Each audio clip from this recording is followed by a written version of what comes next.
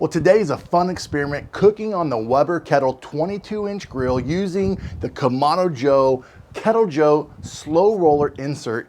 And does it fit? The short answer, it does. And we're cooking pork spare ribs to test it out. So let's get into the agenda.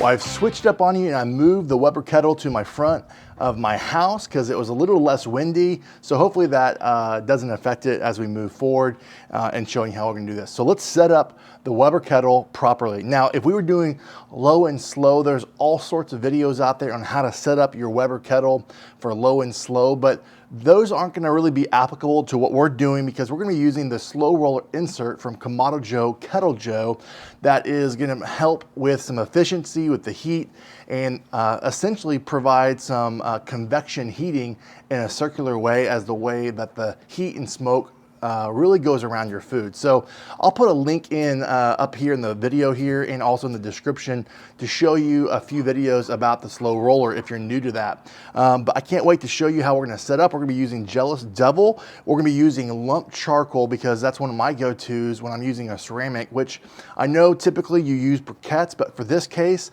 since I'm using the SloRoller, we're gonna dump some lump charcoal in the bottom. We're gonna use some cherry wood to give it a rich flavor for smoke.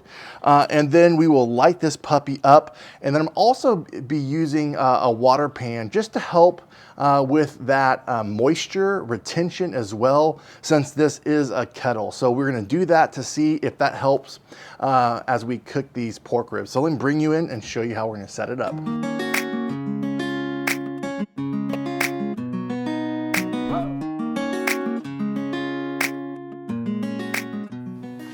All right, so we have our grill temperature up to 250, and we are gonna take this off and begin to insert everything that we need here. So the first thing we're gonna do is I'm gonna lay down some foil pans with water to get that moisture and retention. And then we are going to add the SloRoller right on top. Go ahead and move this over here. And as you'll see, this will just fit perfectly on top. And then we're gonna put this on here and allow this temperature to come up to speed. Well, now that we've squared these off, removed any fat and all the membrane, we are going to now add our binder and our rub. And today we're using Jabin's from Postal Barbecue's original rub. It's great. Great channel if you haven't checked that out. Also, duck fat spray, I've been using that, but you can use any binder that you like, whatever your preference is. A lot of people use mustard on pork. I've done that. You've seen other videos of me doing that. And then later in the cook, we'll be doing some spritzing with half water and half apple cider vinegar. So now we're gonna just spray this down. And we are going to add our rub. This is gonna give it a really nice flavor and also look. And I cannot wait to get this on the Weber Kettle using that SloRoller. And we're gonna get both sides here, get it liberal, bring you in to show you what this looks like.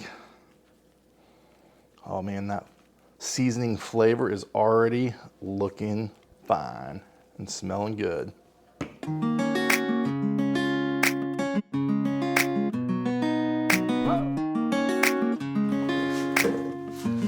All right, guys, let's lay these spare ribs right on here. I think I'm gonna go this way.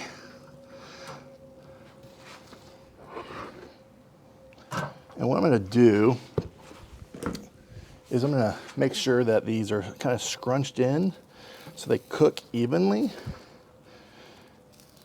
Nice for the presentation. Put this grill grate right back on. Not lid, and we're gonna smoke this, and probably that first hour come back, check on it, and do a little spritz. All right, friends, we are in an hour into this cook, and we're gonna go ahead and spritz. And it doesn't need a lot. I think it's already holding moisture really good as I'm looking at this, but just some edges here. starting to slowly bone. All right. Back on the grill.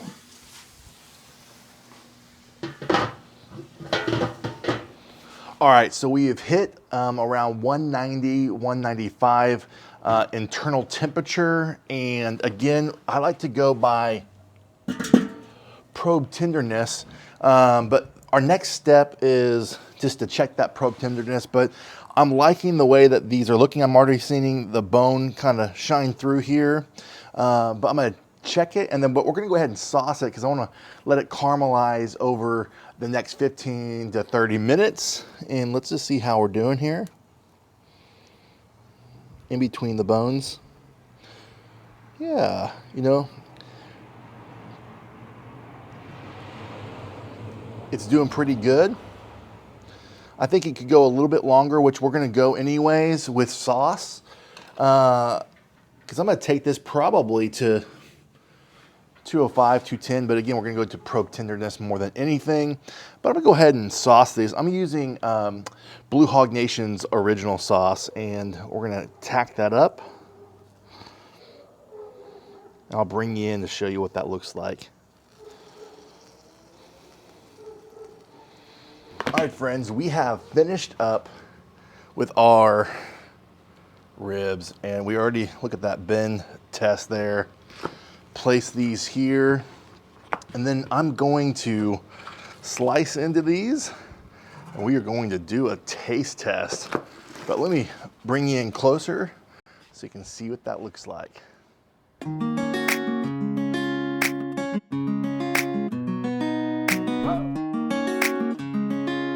All right, we have finished up these pork spare ribs. They look delicious. They smell delicious. We've cut into these. Show you a little close-up of what that looks like as I'm talking. But friends, they look good, and I'm ready to taste this. But before I do a taste test, I want to share just the learnings and the observations so far. So, you know, for the most part, this maintained temperature pretty good. There was a little bit of fluctuation. I aimed for 250 for the entire cook. This cooked around 4 hours, and maybe 4 hours and 15 minutes with the glaze that I did on the very end.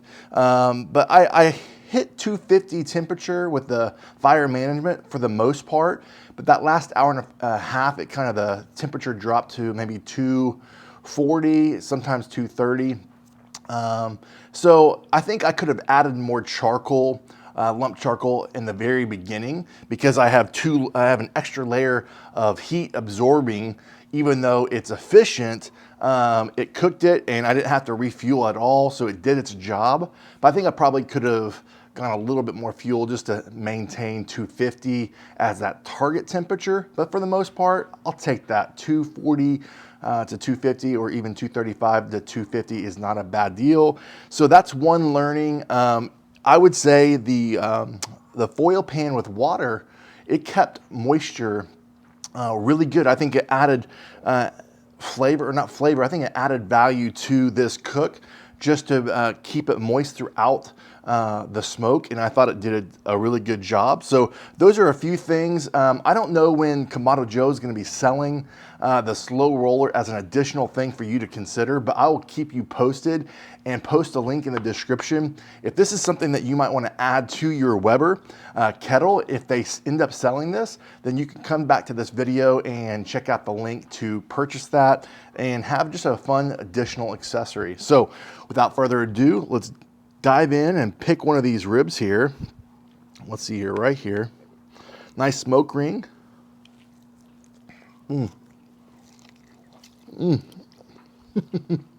Wow. That's delicious. Good bite test. This is mainly for my family, so I'm gonna put this right back down. Man, I gotta finish this off camera. It's very delicious. That postal barbecue rub did a great job. It's very sweet. And just that extra barbecue sauce at the very end gave it that tackiness, and you know, just made it really sticky and fun. So it's a really good rib. I liked it. The bite through test did a good job. And friends, if you like videos like this, like it, subscribe, put in the comments what you thought of the cook. What do you think of the SloRoller? Is this kind of, it looks really weird, but it's really efficient and a great addition to my Kamado Joe. But I just couldn't resist doing a video and using my brother-in-law's Weber Kettle. It's an original one.